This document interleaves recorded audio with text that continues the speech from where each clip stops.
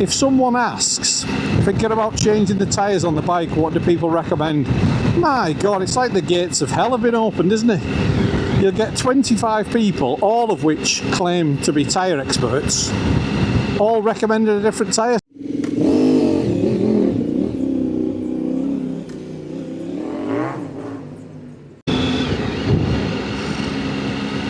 Well, good afternoon everyone, and today is, well, it's a bit of a Monday meander, a bit of a Monday mooch day.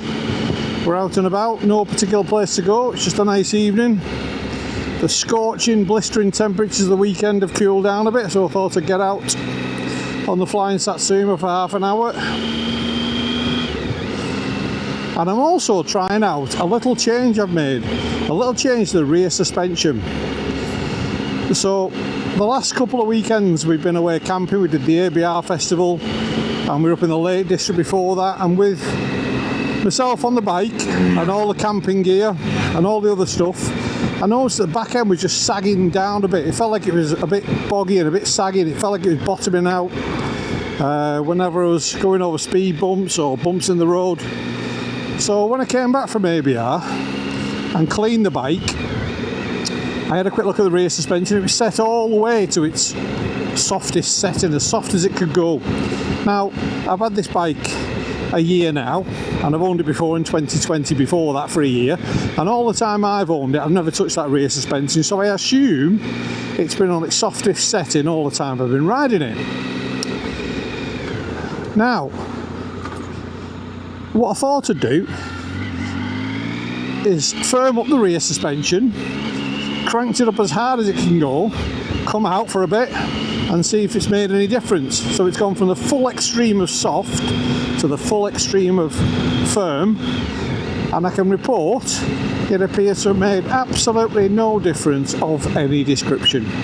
I can't tell the difference at all between riding it last week and last month and 6 months ago compared to today. Now maybe that's because I'm a rubbish rider, or at best average rider,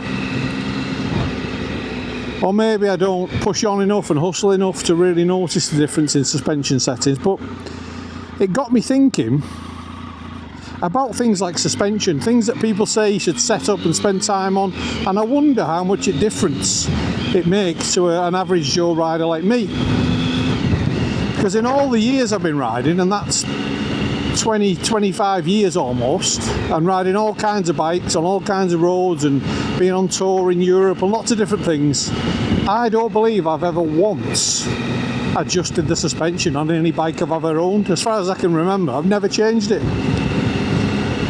And it got me thinking about whether it is a bit of a scam, because you hear, don't you? If you ever go onto a Facebook group or an owners forum, you'll see people saying, what you need to do, pal, is drop the rear suspension by 5mm and it will completely transform the bike. It'll be like riding a new bike. Or you want to stick a couple of clicks of preload or rebound or whatever on the front end and you won't even recognise the bike. It'll be transformed that much.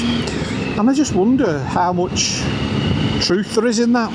Now, I get, if you're running a World Superbike team or a MotoGP team, I would imagine that suspension makes a whole world of difference. It could be the difference between first and last place, couldn't it, on a racetrack or on a track day? But for an average rider like myself, or an average bike like this, I wonder how much difference it really makes. Where do you have to take the bike to how close to the bike's limit do you have to get before you start to feel the benefit of a suspension tweak? Now that then got me thinking about other things, because I was thinking about that Facebook forum group and owners forum where you ask a question and people wade in. Tyres are another thing, aren't they? So if someone asks, thinking about changing the tyres on the bike, what do people recommend?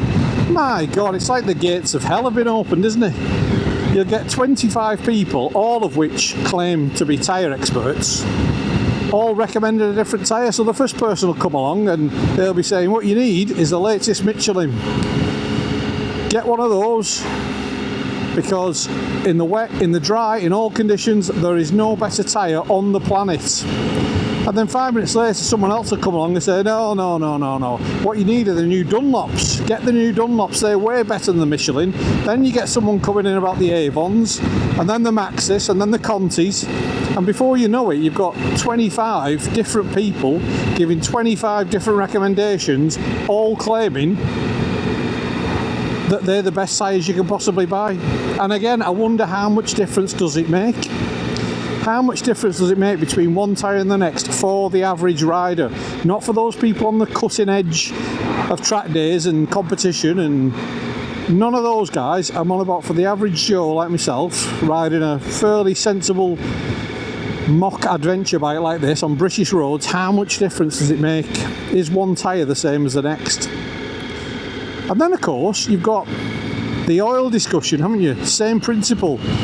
I'm thinking about changing the oil on the bike or the car, and all of a sudden you get inundated with experts who seem to know the petrochemical industry back to front, all recommending different types of oil and different grades of oil. So you'll get someone who says, well, what you want is this stuff that they use in British superbikes. It's 60 quid a litre, but your bike will run smoother, faster, it'll whirl less. Everything about your bike will be better if you buy this stuff for 60 quid a litre. And the next chap comes along and he says, well, I buy my Tesco value oil. It's £8.99 for 465 gallons. And he swears it's just as good. He swears he's been using it for 20 years. And it's amazing stuff. Bike runs smoother, more responsive, no engine wear, reliable. So who do you believe in those circumstances? And that's what these owners groups and forums and social media, they're all like that. They're full of experts who have no formal qualifications, no training of any description, but are experts in their relative field. And I wonder, if I was to ride this bike right now as it is, with this suspension setting, with these tyres, with this oil, if I just went on a 100-mile jaunt around North Wales now, and I could ride it in a variety of weathers and some fast A roads, motorways, B roads, and then I came back and somebody swapped the tyres, changed the oil and set up the suspension differently, would I actually notice the difference? On that 100-mile round trip second time around, would I notice the difference between the tyres, the suspension, or an oil change, as examples? And I'm not entirely convinced I would. And I think it's just because I am that average rider. I am Mr. Average. I don't consider myself to be a quick rider. I'm not interested in getting my knee down, because if I tried, I suspect my elbow and then face would soon follow. So you don't know how much weight to put into those arguments, do you?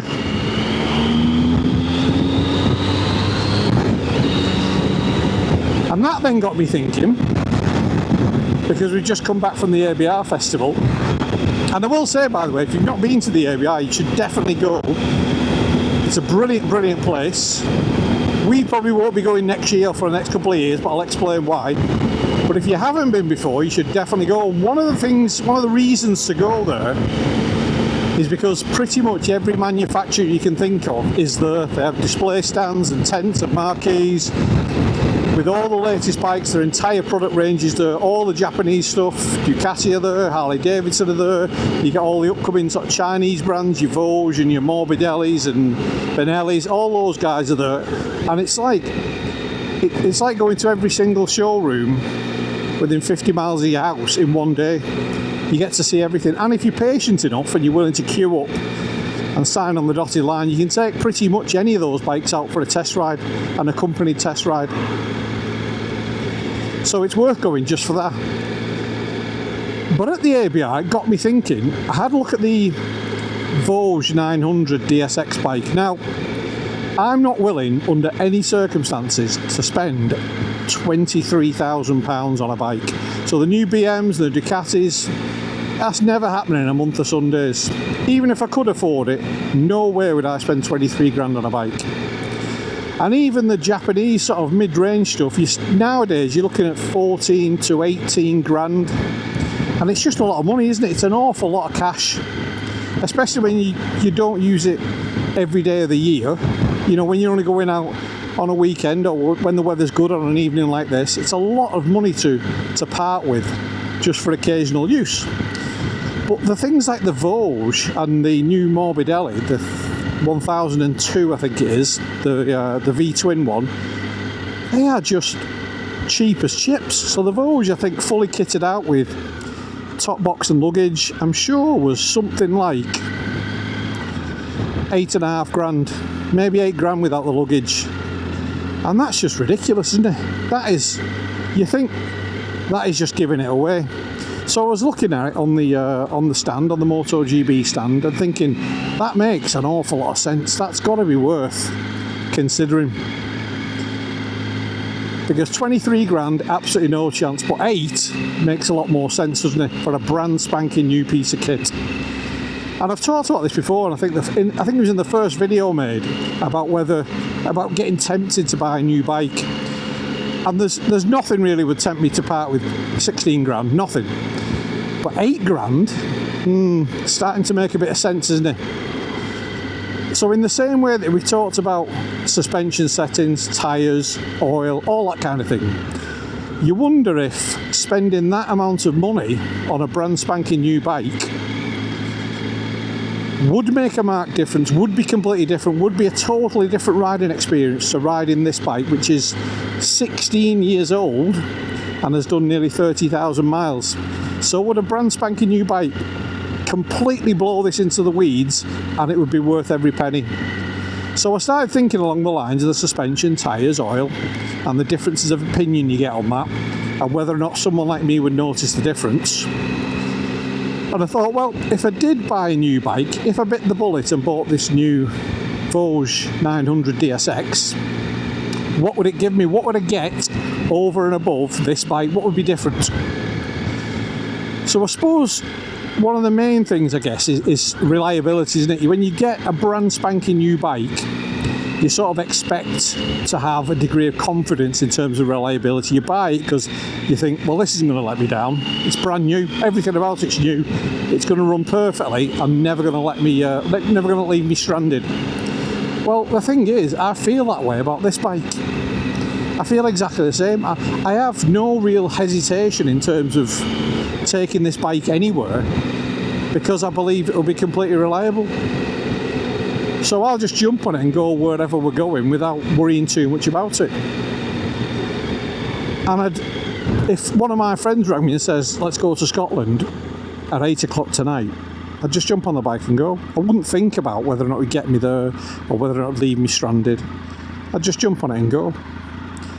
So I'm not sure the reliability argument really stacks up, because I have 100% confidence in this, and at best I could only have 100% confidence in a brand new bike. So let's put that to one side. Then you're left with what I suppose the riding dynamics. You know, a new bike is going to ride better than this 16-year-old bike, and there's probably some truth in that, isn't there? But as we've already established, myself as a average rider, probably getting at best 50% out of this machine in terms of its performance and its capability. Well, I'm only going to get the same out of a new bike. I'm not going to be redlining it everywhere I go. I'm definitely not going to be taking it off-road if that was part of the selling point for the new bike. I wouldn't be going off-road because that doesn't really interest me. So would I benefit from the enhanced dynamics, shall we say, of a new bike? Again, I'm not so sure, because I never ride even this to its maximum potential, so I certainly wouldn't ride a brand new bike to its maximum potential. So let's park the sort of riding dynamics thing. And if I wanted to improve the dynamics of this bike, I could spend a few £100 and get an improved rear shock, get the front fork serviced and get it set up for my height and my weight and my riding style. So I could probably get the same benefit for the price of a few £100. I don't need to spend 8 grand on it. Now, one of the selling points of the Vosges, a lot of people talk about, is the technology you get. You get all this cutting edge technology on it. You get front and rear cameras, You get tyre pressure sensors, you get a 6-inch touchscreen that's Apple CarPlay and Android Connect compatible, so you can have your own maps on there and take your phone calls and all that sort of stuff. Well, that's brilliant, and people are raving that you get that for £8,000, and I can see why. But this thing here does exactly the same. This Aochi screen, which cost me, I think, about 115 quid or something, and it took me half an hour to fit. It has front and rear cameras. It has a little SD card in there where it's recording the footage in full HD. It has tyre pressure sensors. It's got tyre pressure sensors on front and rear wheels, and I get alerts if they run low. It's Apple CarPlay, Android Connect, so I can connect my maps to it. It does everything that the Vosges does, and it cost me 109 quid. So, am I getting any more technology? Am I getting any more gadgetry for that money? I'm not really convinced. So all that you're left with, in my view anyway, all that you're left with is the novelty, the excitement, the dopamine hit, the adrenaline that you get from buying a new bike. And that's undeniable, isn't it? If you buy anything new, it's always a little bit exciting, whether you're into, technology and phones and laptops, or whether you're into musical instruments or motorbikes or cars. If you buy something brand new, it's always really exciting, isn't it? So you kind of can't deny that. But what happens when that novelty wears off and you're really just left with a bike that's a few months old, isn't delivering a massive amount of benefit compared to your old bike, but you're paying 200 quid a month for the next 3 years or 4 years? That's the bit I can't get over. That's the bit I struggle with. And I've only ever bought one new vehicle before, and that was, wait for it, in 2002 I bought a brand spanking new Fiat Stilo 1.6, and I thought I was the bee's knees. I thought I'd arrived in the world with my brand new 52 plate Stilo, and I was so excited to have it. It smelled amazing, drove lovely, brand new. All my friends were really impressed that I got a brand new car, and then 3 months later the back end collapsed and the back axle pretty much snapped. It was off the road for 8 weeks or 9 weeks while they were trying to repair it. I had all kinds of hassle with warranties.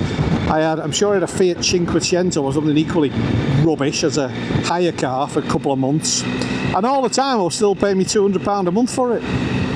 So that bad experience sort of put me off buying new cars, bikes, because all the things that I'd thought I would get with that car, now it's a Fiat, so I understand, you have to take that with a pinch of salt. All the things that I thought I was getting by getting a new car, the reliability, all that sort of stuff, just didn't happen, and it left me stranded and cost me 200 quid a month for about 4 years. So it sort of put me off, and that's why since then I've only ever bought used cars and bikes, and most of the stuff I buy is sort of 7 to 10 years old when I buy it. My reckoning is it's already had all its major problems by then, and as long as it's been looked after, you're probably going to get a good few years out of it. So yeah, that's my argument that's me trying to convince myself that a brand spanking new bike that I was really impressed with and loved the look of at the ABR festival is not necessarily what I want and not necessarily what's going to make me happy. Or am I just a miserable get? Should I go and buy that bike? I could probably afford it. I could probably stretch to it. I have to make 1 or 2 sacrifices here and there, but I'm pretty sure I could afford it. So maybe a lot of you think, no, you're overthinking it, Dave. What you need to do is just get down your local dealers and get the wallet out and get it bought. And maybe you're right. But for me, the case for doesn't stack up against the case against, if you know what I mean. But hey, what do I know? In terms of what we've got planned on the old Flying Satsuma, well, it's a Monday tonight. It's the 14th of July, and on Wednesday evening, myself and my mate Mike will be heading into Wales for a little bit of a camping trip. So we've booked Wednesday afternoon off work and Thursday morning, and we're gonna do one Wednesday lunchtime, get on the road, take the scenic route, and Mike's booked a campsite, I think around Bangor way, I think I'm right in saying. And Mike, being a sensible boy, has made sure that the campsite has the most important element of any campsite. If you go camping, whether you're on a motorbike, car, with your family, alone, whoever you go with, when you're looking for a campsite, the most important filter to select first of all when you're looking is not what the toilet's like, or how clean are the showers, or what's the parking like, or has it got electric. Forget all that. What you need to know is, can you have campfires? That's the most important thing in the world when you're camping. You've got to have a campfire. And Mike being Mike, and knowing how important that is, we've got a site that allows raised fires. So I'll be taking my 10 quid Amazon special off the ground fire pit. That'll be getting another run out. And once we're set up and we've got a bit of food on the go, we'll have a couple of beers, I'm sure, and we'll light the campfire, and we'll be set for the night. And I'm completely convinced, there's a lot of talk these days, isn't there, about men's mental health, and a lot of people have anxiety and depression and all that, which is all very serious stuff. And there's obviously a lot of treatment for that, and therapy and medication and that. Before you try any of that, my advice is sit in front of a fire for a couple of hours, because it makes everything, absolutely everything, better. When you sit in front of a fire, especially if you're with your mates and that, and you're sitting staring into the flames and maybe having a couple of beers, there's nothing better than a campfire. It's fantastic, and it makes an evening. So make sure, if you do go motorcycle camping or any kind of camping, the first thing you check, can I have a campfire? If it's a yes, don't worry about anything else, get it booked, because that's all that really matters. So I think that's it for now. It was just a little meander tonight. As I said, this suspension change has made zero difference that I can tell. But at least it's an excuse to get out, isn't it? It's a perfect night, lovely night, it's cooled down a bit. It's a great night for going for a little spin. So hopefully you're making the most of the weather. Enjoy it while it lasts, because come December, when it's pitch black at 4 o'clock and the sleet and snow and the temperature's peaking at -1, you wish it was back in summer, and you wish you'd gone out a bit more.